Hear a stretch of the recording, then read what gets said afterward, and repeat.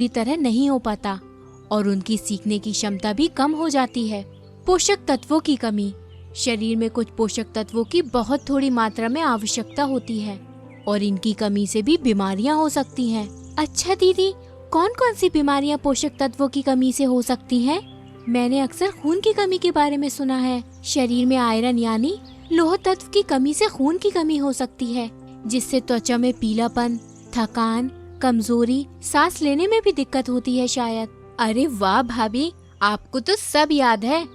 बिल्कुल ठीक कहा आपने। खून की कमी यानी अनीमिया, आयरन यानी लौह तत्व और फॉलिक एसिड की कमी से होता है।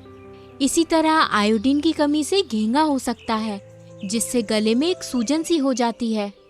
गर्भावस्था में आयोडीन की कमी से गर्भपात, जन्म के समय शिशु की मृत्यु, बच्चों में मानसिक या शारीरिक विकार हो सकता है। विटामिन ए की कमी से त्वचा और आंखों पर असर होता है और विटामिन ए की अधिक कमी से रतौंधी भी हो सकती है, जिससे अंधेरे में या कम रोशनी में दिखाई नहीं देता है। सुनैना बहन, इसका मतलब तो ये हुआ कि कुपोषण का असर बच्चों और उनकी पढ़ाई पर ही नहीं बल्कि हम बड़ों में भी होता है। बिल्कुल सही। कुपोषण का असर पीढ़ी दर पीढ़ी होता रहता है। जैसे कि एक कमजोर लड़की एक कमजोर महिला बनती है और फिर एक कमजोर शिशु को जन्म देती है। बचपन में कुपोषण का खतरा रहता है और कुपोषण का असर उसके वयस्क जीवन पर भी हो सकता है। इस तरह से कुपोषण का चक्र पीढ़ी दर पीढ़ी चलता रहता है। सच सुनैना दीदी, आपने बहुत सारी जानकारियाँ दी।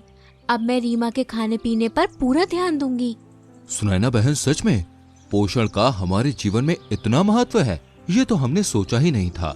रीमा बेटी सुना, तुम अगर ठीक से खाना नहीं खाओगी तो खेल कूद और पढ़ाई भी नहीं कर पाओगी। दीदी, अगली बार जब आप आओगी तो मैं अपनी सहेली निधा को भी बुला लूंगी। उसको भी आप पोषण और कुपोषण चक्र के बारे में बताना। हाँ भाभी, बिल्कुल, जरूर बुला लीजिएगा। पर उससे पहले रीमा को पास के प्राथमिक स्वास्थ्य केंद्र पर जांच के लिए लेकर जरूर जाना और अपनी आंगनवाड़ी कार्यकर्ता से भी संपर्क में रहना। मैं अगले हफ्ते आकर आपसे मिलूंगी। छोटी सी रीमा, अब संतुलित आहार है खाना और कुपोषण को है दूर भगाना। अब नहीं आएगा हमारी छोटी सी रीमा को चक्कर और वो देगी कुपोषण को टक्कर। हाँ, मैं खाऊंगी खाना और दूंगी टक्कर। चर्चा के बिंदु। तो ये थी रीमा की पोषण कहानी। चलिए देखते हैं कि इस कहानी से हमने क्या क्या सीखा।